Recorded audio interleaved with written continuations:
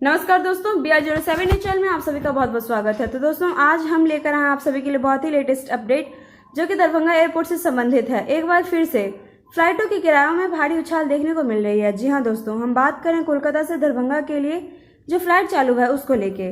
और ये जो फ्लाइट है वो सीधी फ्लाइट है, मगर आपको ये बात जानकर काफी हैरानी होगी कि फ्लाइट का जो कीमत है वो 14,000 के पार है। जहाँ दूसरी ओर लोग इंडिगो फ्लाइट से आने की बात करते हैं जिससे कि फ्लाइट के किराए की कीमतों में काफी गिरावट होगा, मगर जिस तरह से कोलकाता से दरभंगा की फ्लाइट की कीमत इतनी ज्यादा है तो आखिर इसकी मनमानी कब तक चलेगी? क्या स्पाइसजेट अपनी मनमानी तरीके से किराया ले सकता है? ऐसा अनुमान लगाया जा रहा है कि ईद को देखते स्पाइसजेट ने इतना किराया बढ़ा दिया है। और ये जो किराया है वो 14 तारीख की फ्लाइट की हम बात कर रहे हैं। दूसरी बात यहाँ पे यह है कि दोस्तों, जो लोग कोलकाता से दरभंगा आना चाहते हैं, अपने मिथिला धाम में आना चाहते हैं, क्या उन लोगों ने यह सोचकर एयरपोर्ट से आने की खुशी जाहिर की थी कि उन्हें जरूरत पड़ेगी तो इसे इस तरह से लूटा जाएगा?